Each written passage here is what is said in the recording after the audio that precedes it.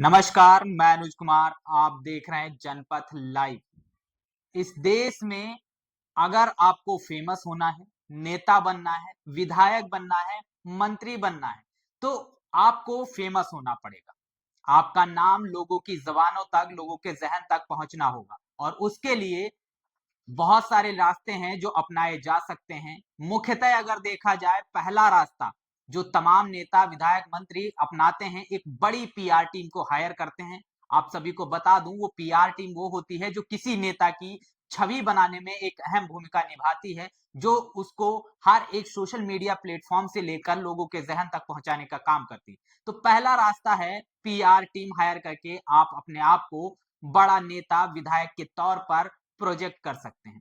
दूसरा, अगर आपका ये पीआर टीम वाला, अगर आपका फैसला, आपका ये कदम फेल हो जाता है, तो इस देश में उससे भी बेहतर और उससे कई लाख गुना ज्यादा अच्छा तरीका है। और उस तरीके में आपको किसी भी तरीके का कोई खर्चा नहीं करना है। और वो तरीका है इस देश में बहुजन समाज की सबसे बड़ी नेता, बसपा सुप्रीमो मायावती जी पर किसी भी तरीके की अनर्गल टिप्पणी कर देना।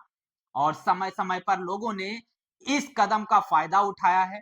चाहे आप भारतीय जनता पार्टी के तमाम नेताओं की बात कर लीजिए, जिसमें स्वाति सिंह और दया शंकर सिंह जैसे नेता शामिल हैं। उसी तरीके से आप चाहे कांग्रेस की बात कर लीजिए, उदित राज और राजेंद्र पाल गौतम जैसे नेता हैं।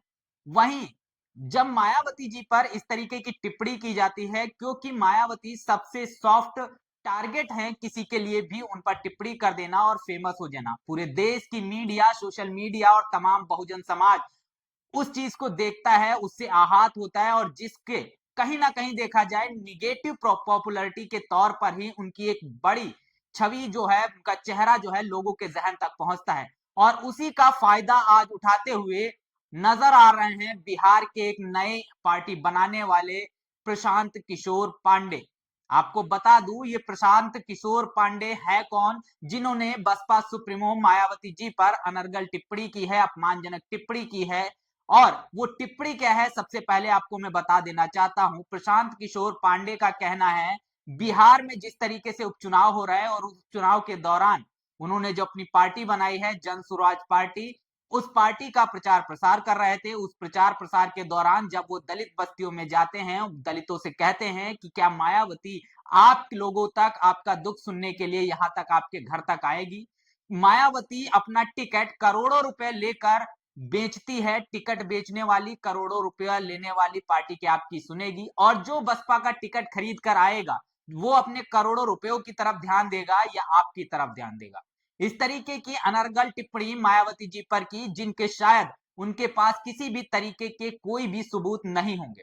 ऐसे में अगर बसपा का कोई लीगल टीम होता जो एक्टिव होता, प्रशांत किशोर पर एक मानहानि का दावा होता और जिसके बाद इस तरीके की टिप्पणियां होना बंद हो जाती।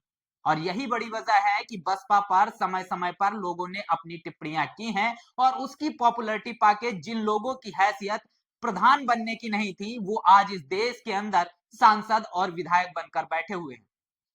शायद प्रशांत किशोर जिस तरीके की बातें कर रहे हैं, तो प्रशांत किशोर को बसपा सुप्रीमो मायावती जी के 2007 से 12 के शासनकाल के बारे में शायद नहीं पता है, या तो प्रशांत किशोर उस चीज को भूल चुके हैं।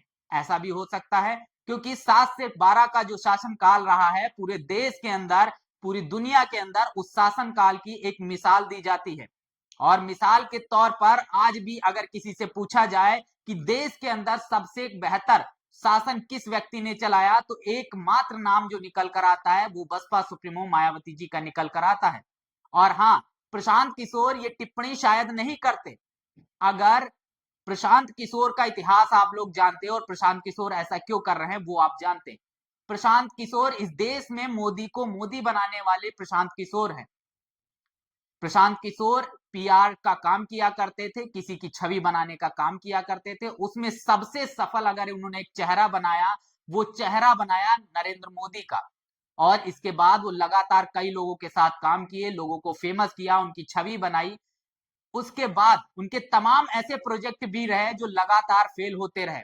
और जिसके बाद तमाम लोगों ने उन्हें निकाल दिया। उसके बाद उन्होंने अपनी एक पार्टी बनाई और उसका पीआर करना शुरू किया और सबसे बड़ा जो फेल्योर पीआर जो जन स्वराज पार्टी है उसका पीआर उसे फेमस करने के लिए लगातार वो कोशिश कर रहे थे, लेकिन वो वहां पर जब पीआर के माध्यम से फेल हो जाते हैं तो उनको एक सबसे soft target Baspa supremo Mayawati ji नजर आते हैं और उन पर अपमानजनक टिप्पणी बिना किसी सबूत के कर देते हैं और जिसके बाद तमाम सोशल मीडिया पर, तमाम मेन स्ट्रीम चैनल्स पर उनकी चर्चाएं शुरू हो जाती हैं।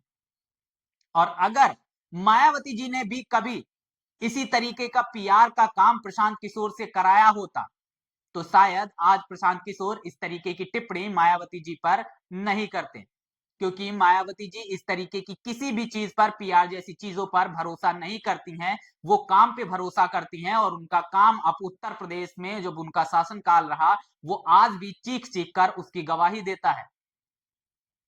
मायावती पर अनलगढ़ टिप्पणी करके प्रशांत किशोर अपने आप को प्रोजेक्ट करने में कहीं ना कहीं सफल रहे। वो अपनी एक निगेटिव छवि जो बनाना चाहते थे या लोगों के जहन तक अपने नाम को पहुंचाना चाहते थे, वो आपको साफ तौर पर दिखाई देती हुई नजर आ रही है। आज उनकी चर्चाएं हो रही हैं।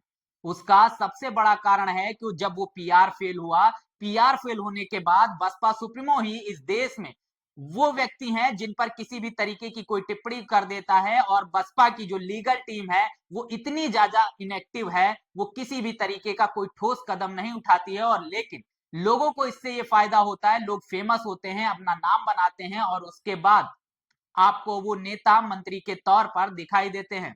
चाहे भारतीय जनता पार्टी ले लीजिए, कांग्रेस ले लीजिए, इस तरीके के तमाम नेता आपको दिखाई भी देंगे। लगातार बिहार में जिस तरीके की परिस्थितियां हैं और बिहार में जिस तरीके से दलितों की स्थिति है और जो लोगों के जहन में जाति को लेकर जो एक स्टेटस होता है वो आपको दिखाई देगा। बिहार में जिस तरीके की घटनाएं हुई और स्पेशली दलित जातियों को जिस तरीके से टारगेट किया जा रहा वो आपके सामने सर्वविदित है।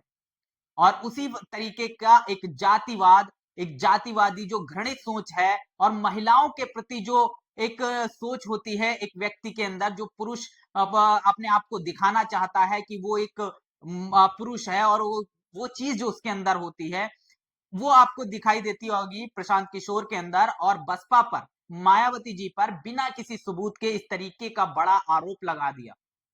तो उनकी जो महिला विरोधी सोच है और उनकी जो दलित विरोधी सोच है वो आपको साफ तौर पर दिखाई देती हुई नजर आ रही है।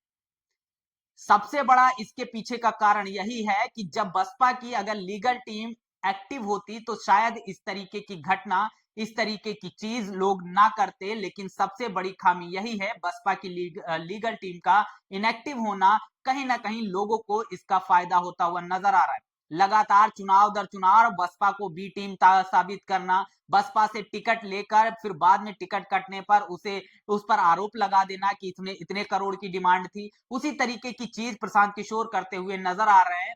और इस तरीके की चीज जो है वो प्रशांत किशोर ही नहीं, लेकिन प्रशांत किशोर पांडे, चूंकि उनके नाम के पीछे जिस तरीके से आप देख रहे हैं पांडे शब्द लगा है, ये उनको एक परमिशन देता है कि वो किसी भी पार्टी पर, खास करके क्या प्रशांत किशोर इस तरीके की टिप्पणी भाजपा पर कर सकते हैं?